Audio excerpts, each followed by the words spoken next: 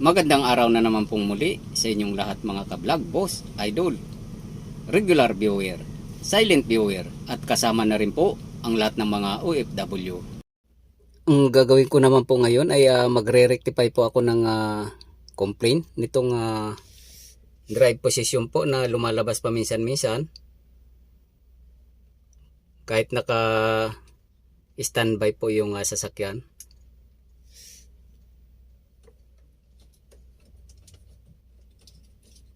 Ayan po yung D position na yan. Yan pag minsan N. So kapag naka-drive po yan na naka-neutral po ay naka-parking po yung sasakyan, itong trailer, ay hindi po natin mapapaandar yung trailer or itong tractor head. So kapag ganyan po ay kaya po natin paandarin yan. Kapag naka-drive po ay hindi po natin napapaandar. So lumalabas-labas po yung indikasyon na drive position, nagbabago-bago po siya. So yan po yung i-rectify ko. Dapat po hindi po ganyan yung ano niya, yung indicator na yan. Kasi kapag ganyan po i-start ko po, hindi ko po mapapandar to.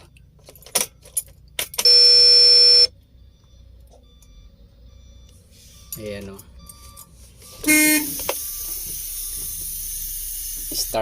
I-start ko po.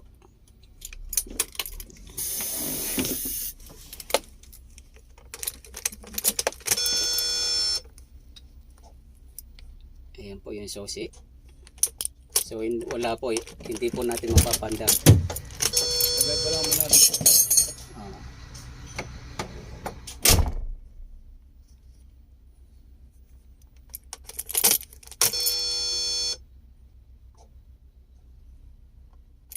Yan, wala po. So dapat po may ayos po natin yung ganyan na indicator. Dapat neutral po yan.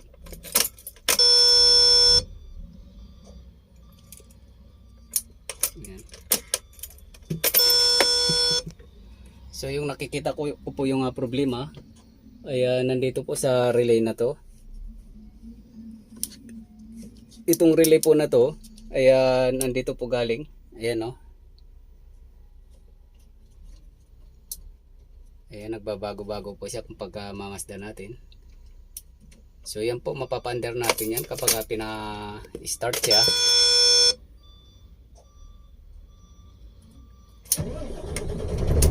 Yan. Umaandar po yung makina niyan. Pero kapag lumabas po yung drive position ay hindi po napapaandar.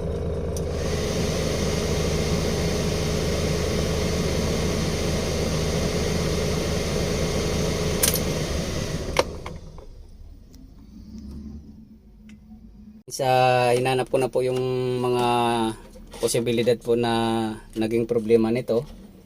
Ang nakita ko lang po dito ay ito pong relay na to. Kapag nagagalaw siya ay nagbabago po yung indicator dyan. Nagiging drive neutral. So ito po ay kailangan po natin na i-contact cleaning na lang po itong sakit na to. Isprehan na lang po muna natin ang contact cleaner. Kasi nandito lang naman po yung nakikita kong problema. Pag ginagalaw-galaw siya o natatagtag siya.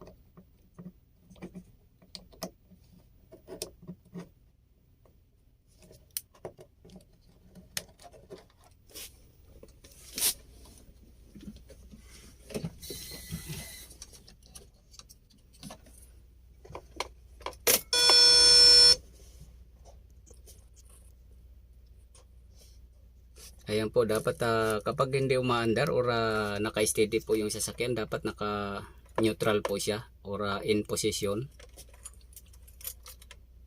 Yung deposition po dapat kapag naka-drive siya or tumatakbo po, dapat ganun yung indikasyon niya. Kasi pag naka-drive position po yan na naka-standby po yung sasakyan, hindi po natin mapapaandar yung makina.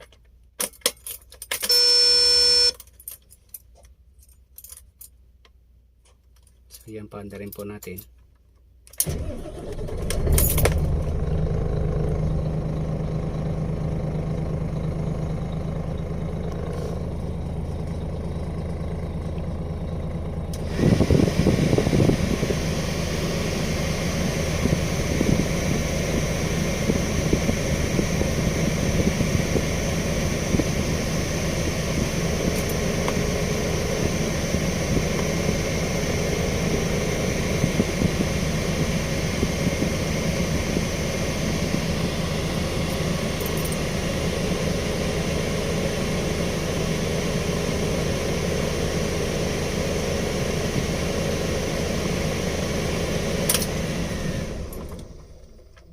Start po natin ulit.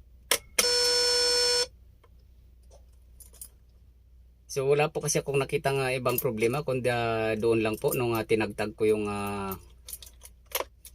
sakit na yon, yung pinagsaksakan po ng relay. So doon po nagbago-bago siya, kaya cleaning lang po ang kailangan doon.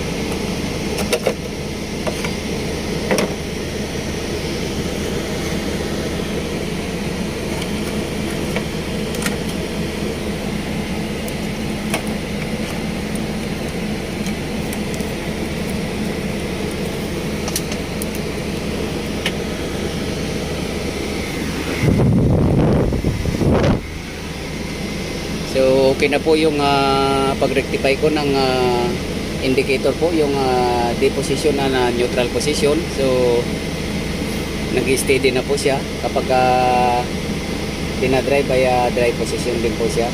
At kapag naka-neutral naman ay neutral position. Bro, paki-ano nga?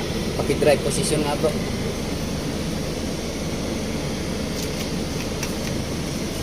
Pakita lang natin. So ayan po, naka-drive position. Neutral. Ayan. Ayan po. So hindi na po siya nagbabago. Okay na po yung ano niya, steady na po siya. Pag naka-drive position din siya. Pag neutral position ay neutral position din po siya. So hanggang dito na lang po muna ang video kong ito. Please like, subscribe na lang po and hit notification bell para sa susunod na mga video. God bless all po.